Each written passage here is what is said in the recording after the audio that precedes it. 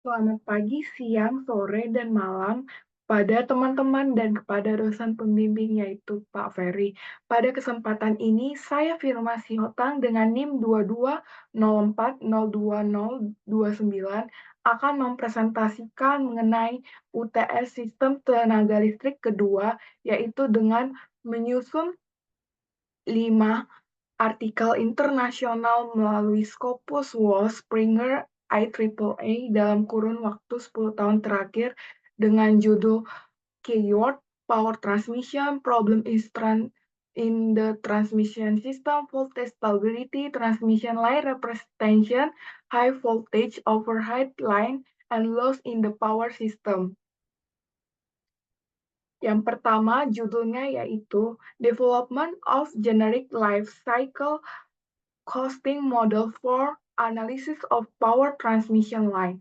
Penulisnya yaitu T.S. Kisor dan SK Singol yang diterbitkan pada tahun 2014 dengan DOI 10.109-ICSMR 2014 7043616. Linknya yaitu dari IEEE. Abstrak dari judul tersebut yaitu sebagian besar biaya investasi dalam sistem transmisi tenaga listrik saat ini disebabkan oleh biaya peralatan dan proses konstruksi. Secara umum, utilitas transmisi tenaga listrik melalui tugas konstruksi dan manajemen biaya. Pada awalnya, proses ini terbatas pada biaya modal peralatan, hak guna bangunan, dan biaya konstruksi, mengabaikan biaya kerugian, gangguan, waktu perbaikan, operasi, dan pemeliharaan. Studi terbaru menunjukkan bahwa biaya-biaya ini terbukti merupakan bagian yang signifikan dari total biaya investasi. Akibatnya, perusahaan-perusahaan utilitas dalam beberapa tahun terakhir menarik perhatian yang lebih besar untuk melakukan studi biaya siklus hidup atau life cost untuk manajemen biaya dan pengambilan keputusan. Dalam hal ini sangat penting bahwa penelitian yang signifikan harus dilakukan untuk memahami prinsip-prinsip metodologi biaya siklus hidup dan penerapannya pada analisis biaya jalur transmisi. Dalam penelitian ini, metodologi biaya siklus hidup telah dilakukan dengan menggunakan analisis nilai sekarang bersih pada berbagai saluran transmisi listrik, overhead, dan bawah tanah, dan hasilnya dapat dianalisis. Latar belakang atau problem statement-nya adalah pada penelitian ini menekankan pentingnya memperhitungkan semua biaya yang terkait dengan proyek transmisi listrik, bukan hanya biaya awalnya saja. Dengan menggunakan metode analisis life cost, penelitian ini bertujuan untuk memberikan dasar yang lebih kuat dalam pengambilan keputusan investasi di bidang energi. Metodenya yaitu dengan menggunakan Life Cycle Costing atau LCC. Dengan menggunakan analisis Net Present Value, metode ini diterapkan untuk mengevaluasi biaya siklus hidup dari berbagai jenis jalur transmisi listrik, baik jalur udara atau overhead transmission line, maupun jalur bawah tanah atau underground transmission line. Hasilnya Hasilnya yaitu dari penggunaan metode life cycle costing dengan analisis net present value menunjukkan bahwa biaya siklus hidup jalur transmisi bawah tanah jauh lebih tinggi dibandingkan jalur udara. Hubungannya dengan keyword pada power transmission adalah analisis biaya siklus hidup yang dilakukan secara langsung berkaitan dengan efisiensi dan biaya pengoperasian jalur transmisi listrik. Jalur transmisi listrik, baik yang berupa jalur udara maupun bawah tanah, merupakan bagian penting dalam sistem distribusi daya. Hasil penelitian menunjukkan bagaimana berbagai faktor seperti biaya investasi awal, operasi, pemeliharaan, dan kerugian energi memengaruhi total biaya siklus hidup jalur transmisi. Pada judul kedua, saya mengambil dari IEEE dengan judul Voltage Stability Analysis of Distribution Network Under Critical Loading Condition. Penulisnya yaitu Tapan Kumar Chattopadhyay dan Samik Banerjee yang diterbitkan pada tahun 2014 dengan doi 10.1109 PC 2014 6805299.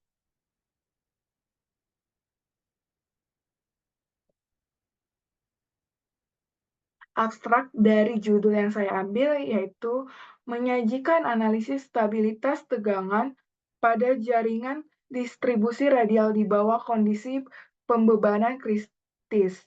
Indeks stabilitas tegangan baru diusulkan untuk mengidentifikasi simpul yang paling sensitif terhadap keruntuhan tegangan. Untuk tujuan analisis stabilitas tegangan, daya konstan, arus konstan, impedansi konstan, dan pemodelan beban komposit dipertimbangkan.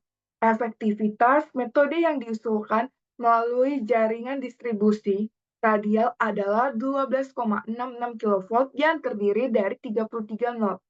Latar belakang atau problem statement yaitu berfokus pada analisis stabilitas tegangan pada jaringan distribusi radial di bawah kondisi beban kritis. Permasalahan yang dibahas adalah bagaimana tegangan dapat mengalami penurunan terus-menerus saat jaringan listrik beroperasi di bawah kondisi beban terberat yang dapat menyebabkan voltage collapse atau keruntuhan tegangan yang berpotensi memicu pemadaman sistem. Metode yang digunakan pada jurnal yang saya ambil yaitu melibatkan pengembangan indeks stabilitas tegangan untuk mengidentifikasi node yang rentan terhadap kerusakan tegangan pada jaringan distribusi radial. Indeks ini dihitungkan berdasarkan parameter daya dan impedansi jaringan dengan mempertimbangkan berbagai model beban seperti daya konstan, arus konstan, impedansi konstan, serta beban komposit. Metode ini diuji melalui simulasi pada jaringan distribusi 12,66 kV dengan 33 node, baik dalam kondisi beban nominal maupun kritis. 0 node dengan kritis nilai indeks stabilitas tertinggi diidentifikasi sebagai yang paling rentan terhadap kerusakan tegangan atau keruntuhan tegangan yang membantu mengidentifikasi titik-titik kritis dalam jaringan. Hasil analisis menunjukkan bahwa metode yang diusulkan berhasil mengidentifikasi node 6 sebagai node paling rentan terhadap keruntuhan tegangan pada jaringan distribusi 12,66 kV sebagai 33 node. Indeks stabilitas tegangan yang dihitung menunjukkan bahwa node tersebut paling sensitif terhadap kerusakan baik dalam kondisi beban nominal maupun kritis. Beban arus konstan memiliki beban kritis tertinggi, sementara impedansi konstan terendah menegaskan efektivitas metode ini dalam mengidentifikasi node kritis dan memahami stabilitas tegangan. Hubungannya dengan keyword voltage stability dalam jurnal adalah inti dari penelitian yang berfokus pada analisis stabilitas tegangan jaringan distribusi radial. Jurnal ini mengusulkan indeks stabilitas tegangan untuk mengidentifikasi node yang rentan terhadap kerusakan tegangan, khususnya saat beban mencapai kondisi kritis.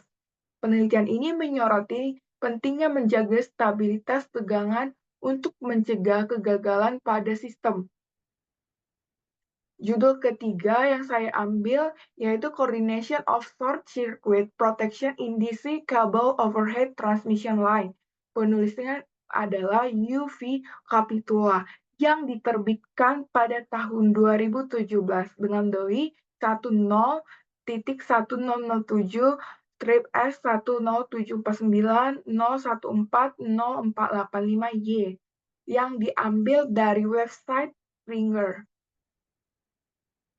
Abstrak dari judul yang saya ambil adalah hasil analisis perubahan tegangan kutub ketika ada korsleting di tengah kabel dan di tengah bagian atas saluran udara dari saluran kabel tanpa kehilangan transmisi DC. Untuk menentukan metode mendeteksi bagian rusak, prinsip-prinsip operasi perlindungan utama dan siaga dari saluran transmisi DC dipertimbangkan. Diagram blok-blok dari fungsi perlindungan ini disajikan. Ditunjukkan bahwa untuk meningkatkan keandalan transmisi DC, tindakan perlindungan saluran harus dikoordinasikan berdasarkan kondisi prioritas. Latar belakang atau permasalahan atau problem statement yang diangkat dalam jurnal ini adalah tentang koordinasi proteksi korsleting pada jalur transmisi DC yang terdiri dari kabel dan saluran udara. Pada sistem transmisi ini, korsleting sering terjadi akibat kerusakan isolasi yang disebabkan oleh lonjakan tegangan, sambaran petir, atau kerusakan mekanis lainnya. Karena rentannya saluran udara terhadap kerusakan, penting untuk memiliki metode yang dapat mendeteksi bagian yang rusak dan secara efektif mengkoordinasikan proteksi utama dan proteksi cadangan untuk memastikan keandalan transmisi. Tantangan utamanya adalah bagaimana meningkatkan keandalan transmisi dengan cara mendeteksi secara akurat lokasi kerusakan dan mengatur sistem proteksi agar bekerja secara optimal.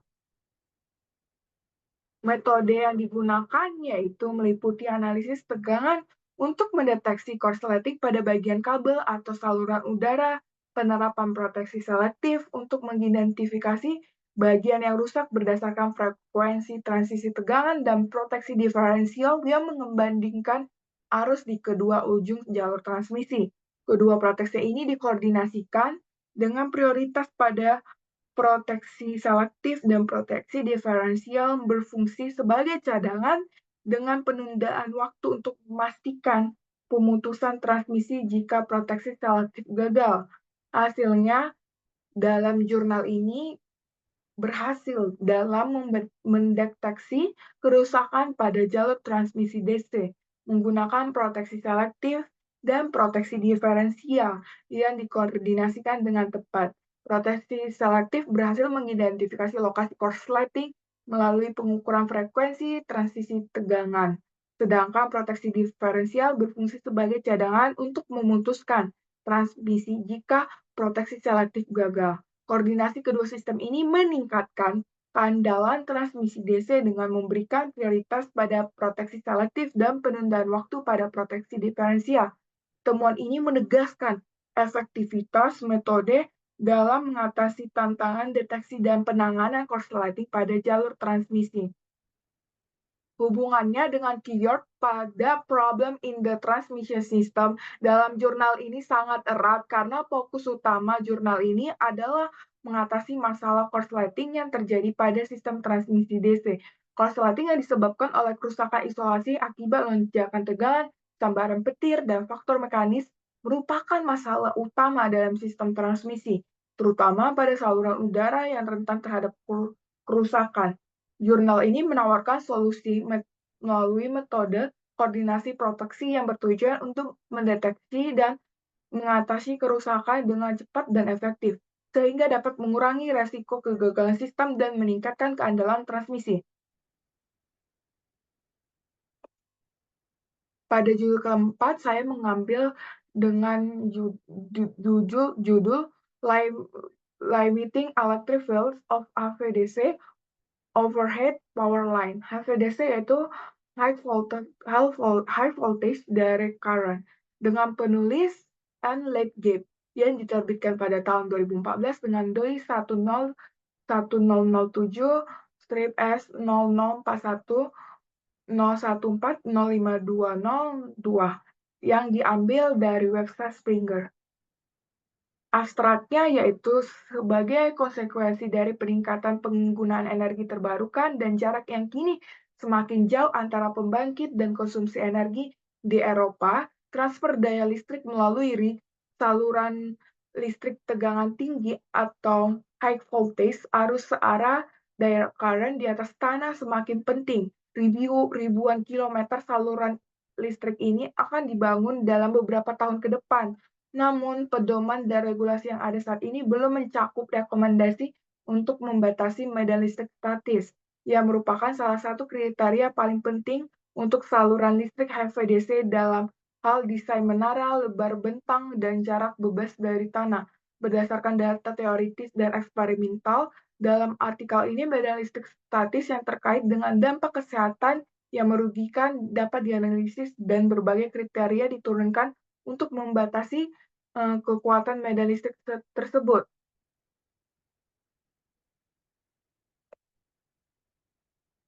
Latar belakang atau permasalahan atau problem statement, latar belakang dari permasalahan jurnal yang saya lampirkan adalah bahwa di Eropa transfer daya listrik menggunakan saluran listrik tenaga listrik, tegangan listrik atau high voltage direct current semakin penting karena meningkatnya penggunaan energi terbarukan dan jarak yang jauh antara pembangkit energi dan konsumen. Meskipun ribuan kilometer saluran DC-AC akan dibangun dalam beberapa tahun ke depan. Pedoman dan regulasi yang saat ini belum mencakup pembatasan medan listrik statis. Medan listrik statis ini penting karena mempengaruhi desain menara, lebar bentang, dan jarak lebar dari tanah serta berpotensi menyebabkan dampak kesehatan yang merugikan. Oleh karena itu, penelitian ini berusaha menganalisis efek medan listrik statis terhadap kesehatan dan merumuskan kriteria untuk membatasi kekuatan medan listrik tersebut. Metode yang digunakan dalam jurnal ini adalah melibatkan analisis teoritis dan eksperimen untuk mengevaluasi efek medan listrik statis pada saluran listrik HVDC. Secara teoritis, peneliti menghitung arus bocor dari saluran listrik ke bawah tanah melalui tubuh manusia, serta menganalisis dampak percikan listrik yang terjadi di bawah saluran listrik. Eksperimen ini dilakukan untuk memverifikasi hasil teoritis dengan memantau percikan listrik yang dihasilkan oleh tegangan AC dan DC menggunakan alat pengukur arus dan osiloskop. Selain itu, penelitian ini juga mengevaluasi apakah batasan medan listrik AC yang ada dapat diekstrapolasikan ke medan listrik DC dengan mempertimbangkan kesamaan dalam mekanisme interaksi dan efek biologis yang ditimbulkan. Berdasarkan analisis literatur, meta-analisis, dan eksperimen, kriteria pembatasan medan listrik statis dikembangkan untuk melindungi dari dampak kesehatan yang merugikan. Hasilnya yaitu dapat menunjukkan bahwa medan listrik statis pada saluran HVDC dapat menimbulkan efek biologis dan resiko kesehatan, khususnya melalui percikan listrik. Eksperimen mengonfirmasi bahwa mekanisme percikan listrik pada medan AC dan DC serupa, sehingga ekstrapolasi batasan medan AC ke medan DC dapat diterapkan. Berdasarkan hasil eksperimen dan meta-analisis, kriteria pembatasan medan listrik statis dikembangkan untuk menghindari dampak kesehatan yang merugikan. Meskipun keputusan akhir terkait regulasi diserahkan kepada otoritas terkait atau kepada perusahaan terkait yang mengembangkan analisis tersebut. Hubungannya dengan keyword High Voltage Overhead Line dalam jurnal ini merujuk pada saluran listrik tegangan tinggi atau HVDC yang digunakan untuk mentransmisi daya listrik jarak jauh. Hubungannya dengan penelitian ini adalah bahwa saluran listrik HVDC menghasilkan medan listrik statis yang kuat di bawahnya. Dia mempengaruhi desain menara, lebar bentang, dan jarak bebas dari tanah. Penelitian ini menganalisis bagaimana medan listrik statis dari saluran HVDC ini dapat menimbulkan efek biologis dan potensi risiko kesehatan bagi manusia, serta menetapkan kriteria pembatasan medan listrik untuk saluran tersebut. Dengan demikian, penelitian ini memberikan rekomendasi untuk membatasi medan listrik pada saluran listrik tegangan tinggi agar aman bagi lingkungan sekitarnya. Pada judul kelima, saya mengambil Transmission Power Loss Reduction Using Intelligent Technique Regulasi IPVC. Penulisnya yaitu Mustafa M. Al-Kabas yang diterbitkan pada tahun 2014 dengan DOI 10.110.9 Senson 2014 6967541 yang saya ambil dari website IEEE. Abstrak dari jurnal inti yaitu membandingkan kemampuan berbagai algoritma pencarian cerdas dalam mengatur pengontrolan aliran daya antar jalur atau IPv6 untuk mengurangi rugi transmisi dalam jaringan sistem tenaga listrik. IPv6 termasuk dalam kelompok perangkat fleksibel alternatif current transmission system (FACS) yang berfungsi untuk mengkompensasi secara seri serta memiliki kemampuan untuk mengelola aliran daya di antara sistem transmisi multijalur. IPv6 dilengkapi dengan konverter sumber tegangan yang dapat disesuaikan untuk mengatur aliran daya pada jalur yang bersangkutan. Dalam jurnal ini dilakukan tentang kemampuan IPv6 untuk mengurangi rugi transmisi. Pertama, diberikan pengenalan umum tentang perangkat fax dan masalah yang dihadapi dijelaskan. Selanjutnya, pemilihan parameter pengontrol IPv6 dianggap sebagai masalah optimasi, dan parameter-parameter tersebut diatur menggunakan 3 teknik pencarian cerdas. Yang pertama, differential evolution, yang kedua, artificial bee colony, dan ketiga, partial swarm optimization, dan terakhir, efektivitas perangkat dalam mengurangi rugi transmisi yang ditunjukkan menggunakan aplikasi perangkat lunak pada MATLAB.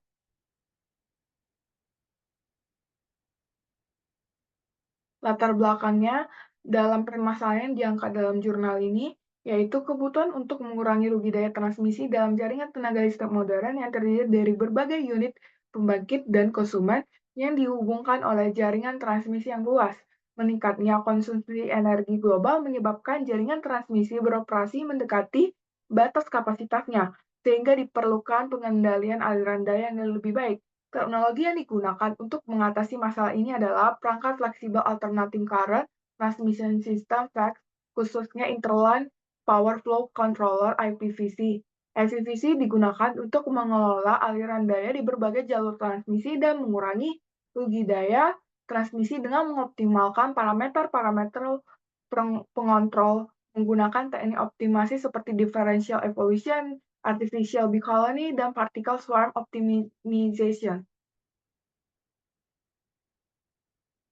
Metode yang digunakan untuk jurnal ini yaitu pengurangan rugi daya transmisi pada sistem tenaga listrik menggunakan parameter Interline Power Flow Controllers (IPv6) menggunakan 3 teknik optimasi cerdas seperti differential evolution, kedua particle swarm optimization, dan yang terakhir artificial bee colony. Hasil dari analisis tersebut menunjukkan bahwa metode yang digunakan berhasil mengurangi rugi daya pada jaringan transmisi multigaris setelah penerapan efisiensi yang dioptimalkan dengan teknik-teknik differential evolution, particle swarm optimization, dan artificial bee colony. Terjadi penurunan signifikan yang pada rugi daya aktif dan reaktif. Pengurangan total rugi daya aktif mencapai sekitar 5,77% dan rugi daya reaktif sebesar 6,98%. Dari ketiga teknik, IBC terbukti paling efektif dalam mengurangi rugi daya dengan waktu komputasi yang lebih singkat, diikuti oleh PSO dan D. Hal ini menunjukkan bahwa tuning parameter IPv6 dengan metode optimasi cerdas dapat meningkatkan efisiensi sistem transmisi listrik.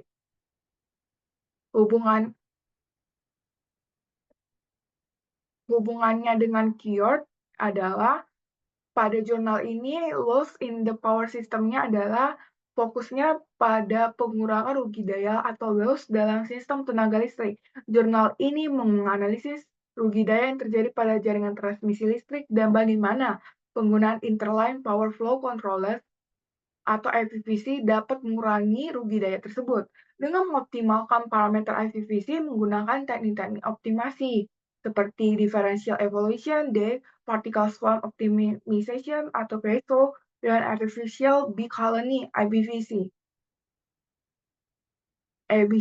Jurnal ini bertujuan untuk meningkatkan efisiensi dan mengurangi total rugi daya dalam sistem transmisi. Hal ini menunjukkan bahwa pengelolaan dan pengurangan loss atau pengurangan yang telah hilang dayanya dalam sistem tenaga sangat penting untuk meningkatkan keandalan dan efisiensi ekonomi pada jaringan listrik. Sekian dari presentasi yang bisa saya sampaikan. Jikalau ada kesalahan kata maupun ucapan, mohon dimaafkan. Terima kasih.